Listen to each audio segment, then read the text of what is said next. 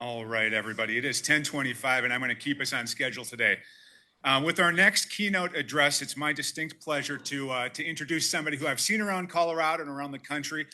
Very generous with his time, speaking on his perspective at the Federal Communications Commission, both broadly regarding his focus on AI, as well as speaking for the chairman himself. And so without further ado, I would like to introduce this morning's second keynote address from Arpan Sura, Senior Counsel and Chief AI Officer at the Federal Communications Commission. Without further ado, Mr. Sura. Thanks so much, Matt. Thanks to Flatirons for the privilege of being able to give these remarks. In my remarks today, I'm going to argue that two mental models explain some of the most fundamental policy questions in telecommunications.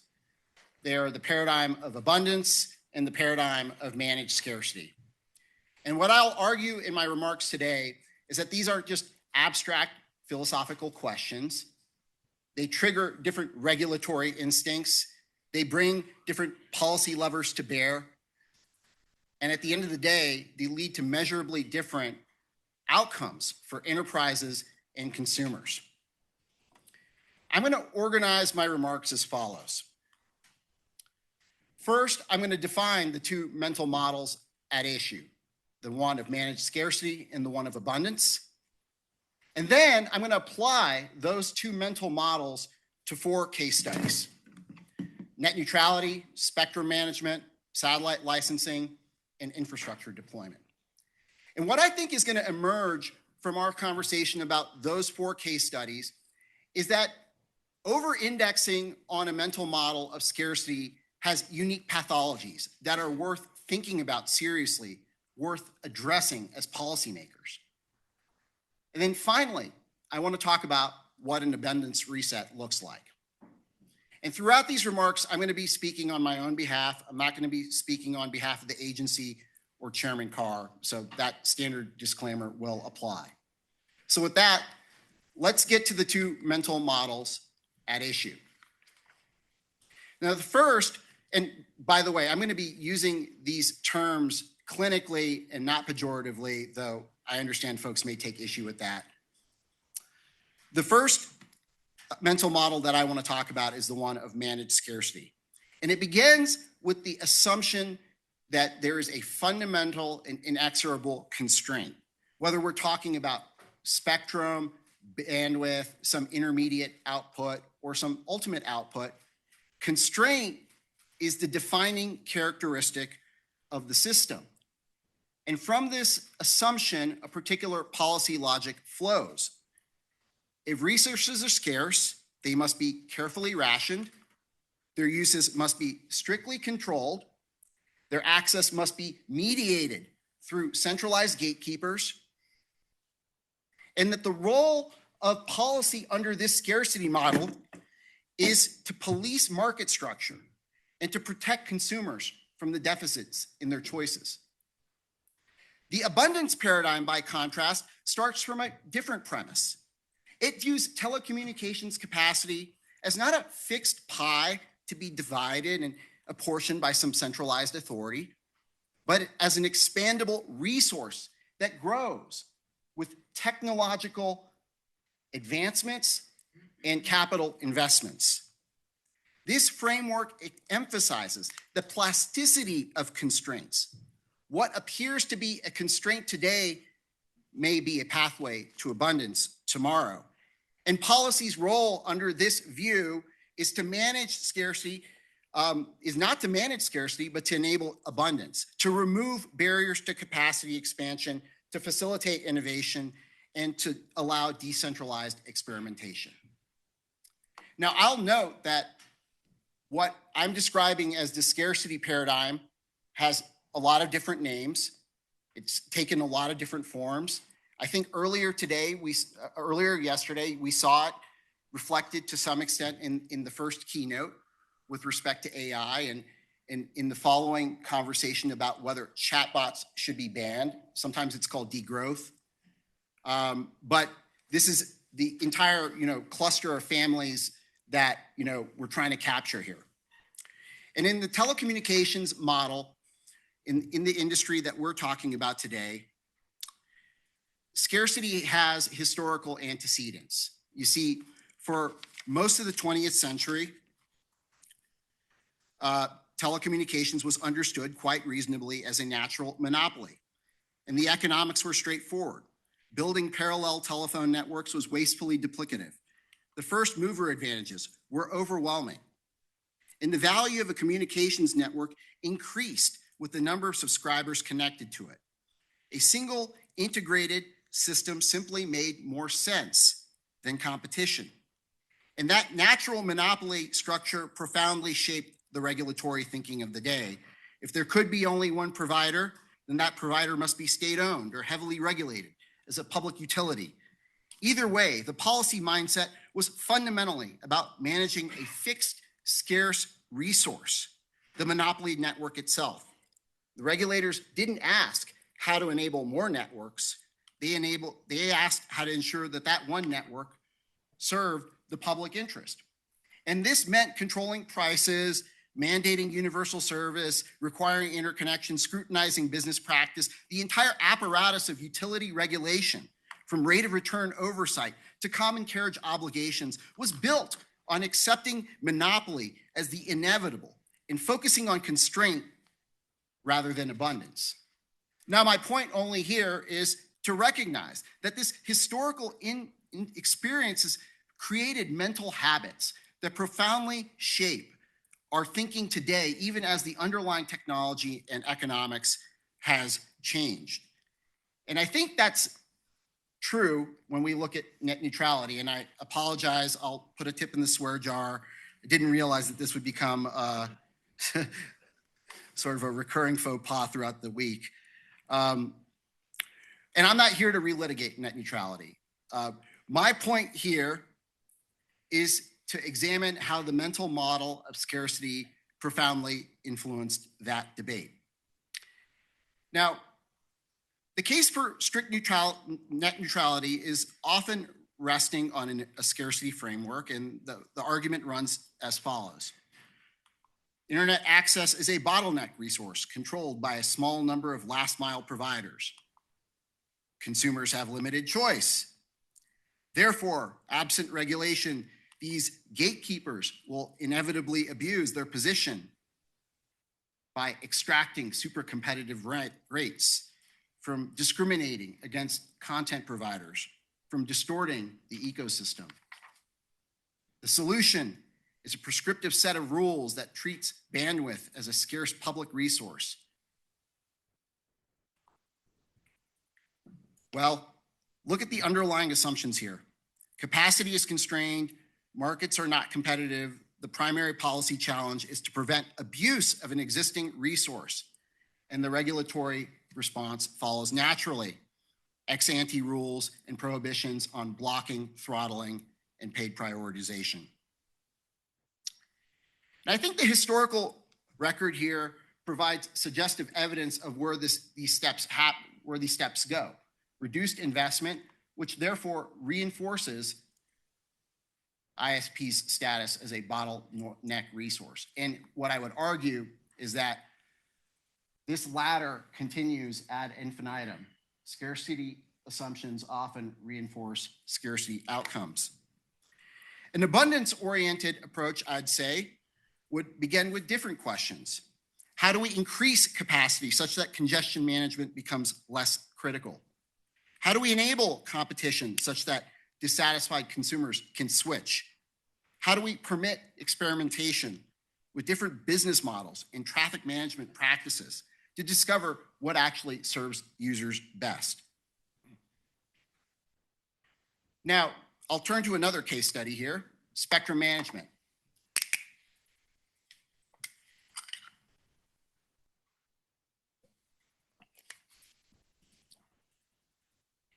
If net neutrality shows how our historical assumptions about scarcity persist long after they're warranted, spectrum management shows how our technical assumptions about scarcity can persist long after they're warranted. Now, what I have here is a cutout of this chart that I showed you earlier, selecting only for the abundance paradigm. And I want to talk about what spectrum management under an abundance framework looks like. Number one, we would seek new sources of spectrum. Rather than treating the radio spectrum frequency chart as a fixed allocation map that was settled decades ago, an abundance thinking would ask, what new frequencies can we bring to bear? And you saw this a couple of years ago when we started looking at midband, when we started looking at millimeter wave, when we started exploring the bounds of physics. No longer were we consigned to the PCS bands, the cellular bands, and the below 1 gigahertz. We started thinking creatively as our technological capacities changed. Abundance thinking also means challenging reservations and allocations that were made decades ago, treating them as immutable. Why should federal agencies be allowed to squat on hundreds of megahertz of prime spectrum without doing anything or very little with that spectrum to begin with? Why do we allow squatters and speculators to sit on hundreds of megahertz of spectrum without providing services to the public? Abundance thinking challenges these historical reservations and tries to see where we can free up more of the critical resources that we need. An abundance mindset would also question many of the technical restrictions that created artificial scarcity in the first place. Just over the last 15 years, we've seen major improvements in wireless design, from beam steering to beam forming, carrier aggregation, dynamic frequency selection. This allows us to use spectrum bands more intensively and unlock more value where we thought it wasn't possible. And then finally, abundance thinking would view competition through a wider intermodal lens. The scarcity paradigm assumes that wireless communications exist exclusively on terrestrial cellular networks. But as we're seeing with D2D, MVNOs, and hybrid networks, that's not necessarily true. Now, the booming space economy provides another fascinating case study in how abundance can emerge even within systems that were designed for scarcity. You see, for decades, satellite communications operated under a classical scarcity model. Geostationary orbital slots were viewed as extremely limited resources allocated through international coordination and strict national licensing. Launch costs were astronomical, and the number of satellites in orbit was a relatively small amount. Then the economics changed about 10 years ago. Reusable rockets collapsed the launch costs. Manufacturing scale enabled mass production of satellites. Single satellite constellations could generate thousands of spot beams, multiplying capacity. And so what you saw is a satellite licensing system that was built for the line. That line worked until it didn't. The policy response to this boom in the US and global space economy has been mixed. Some regulators, the FCC included, were adapting quickly, recognizing that satellite broadband could dramatically increase total capacity, and we're working on creating streamlined frameworks, modernized approval mechanisms, an assembly line that will help meet that hockey stick of demand for satellite broadband capacity. Other jurisdictions, the EU comes to mind, have clung to scarcity mindsets, imposing lengthy environmental reviews, demanding detailed business plans before licensing, or requiring burdensome conditions. And I think the differences in the outcomes will be visible. The point here is that we had these legacy scarcity assumptions. We suddenly saw abundance in satellite launch and manufacturing, and our systems have struggled to keep up. And now is a time for regulators to either embrace the abundance or double down on scarcity. Finally, I want to consider physical infrastructure deployment. And here, the tension between abundance and managed scarcity manifests itself in particular ways. Now, telecom infrastructure, when we're talking about cell towers, fiber, data centers, you have it, it embodies a fundamental paradox. It requires using scarce physical resources, but they're genuine physical constraints that would seem to justify a scarcity model. But what you see here is that it's not just a product of the scarce physical resources. There are a number of different exogenous factors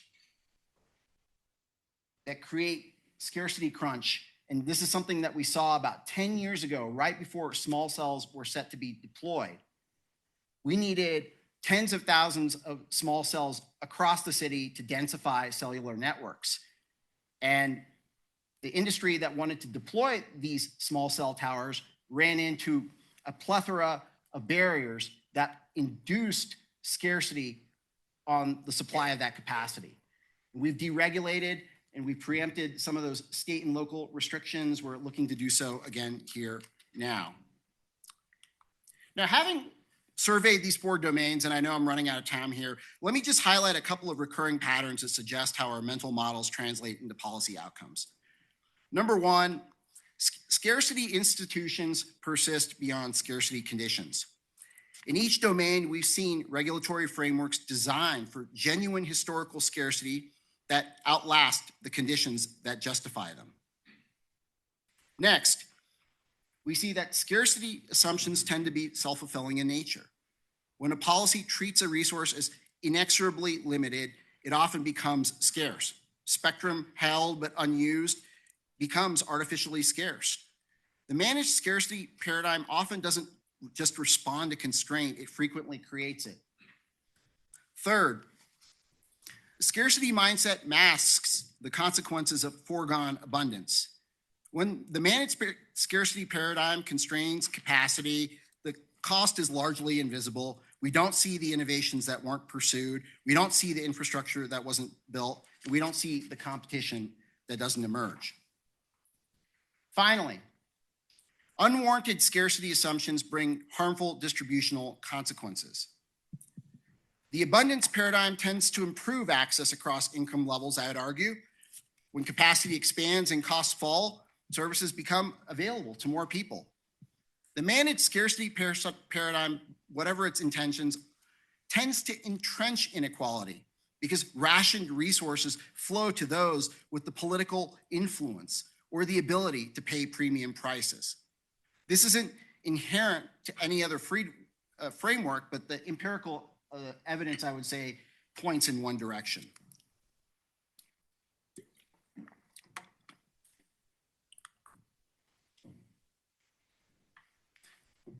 So what would a telecommunications policy look like if we embraced an abundance paradigm? We would first start by flipping the presumption. Instead of constraints being inexorable and fixed, we have to recognize that they're often plastic, and then work to remove artificial barriers. And we're doing that in our terrestrial spectrum pipeline and our satellite spectrum abundance proceeding.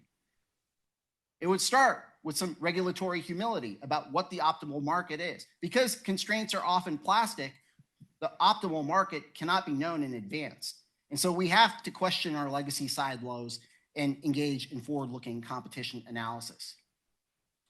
Because the optimal market is unknown, we have to be more comfortable with uncertainty.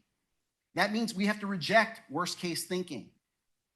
And that informs our policies of modernizing legacy networks when we're thinking about more spectrum coexistence. If the constraints are plastic and there's uncertainty at play that we can be comfortable with, then we have to look to grow by eliminating constraints.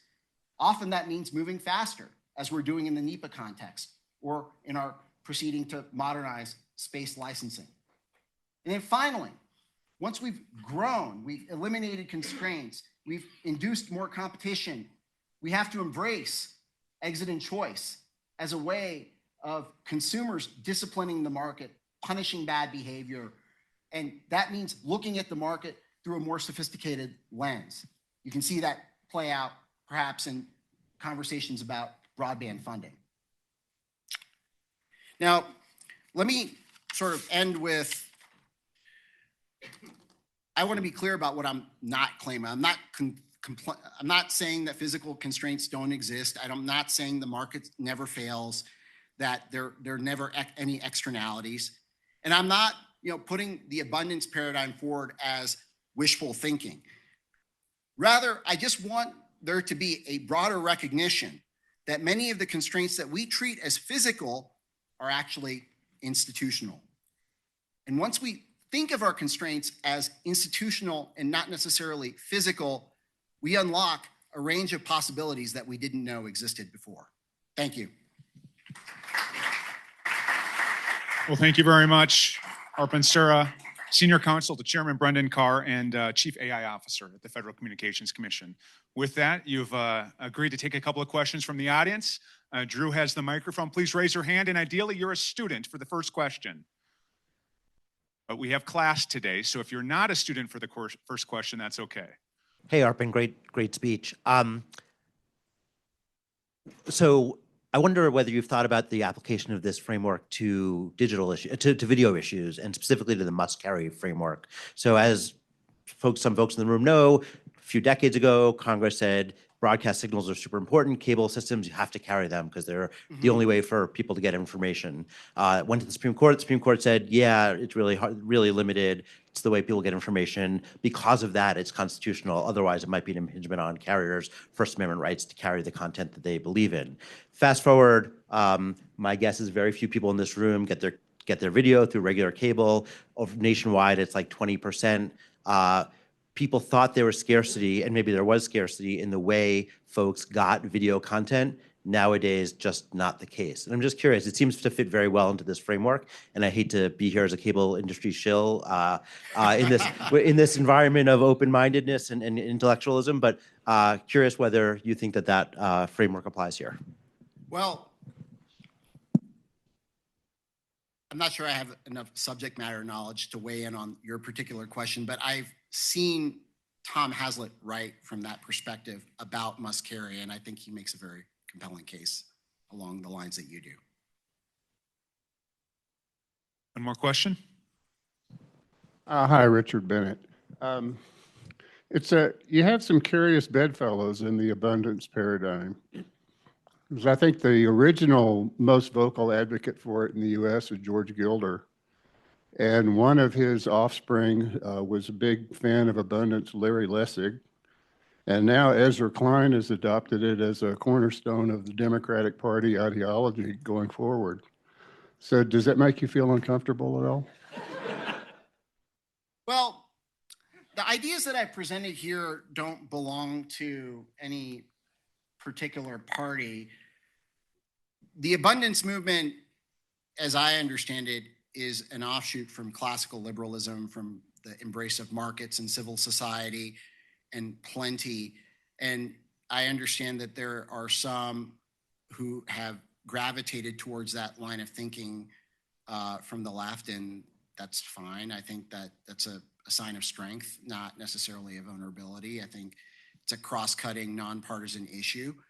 And one of the reasons why I think it's ripe for an audience like this to consider as an alternative to a scarcity model that I think we heard a lot about yesterday when it comes to AI. We have one last question. Richard, you've had your hands up from the outset.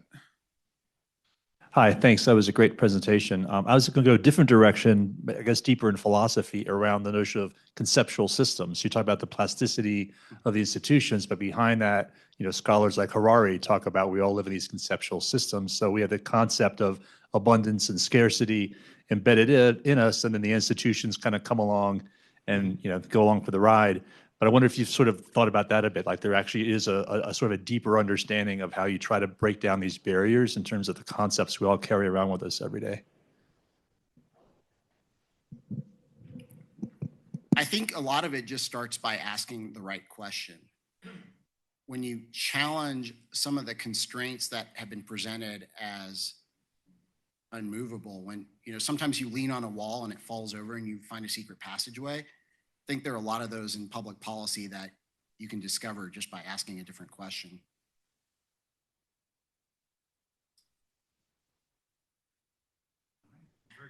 Thank you.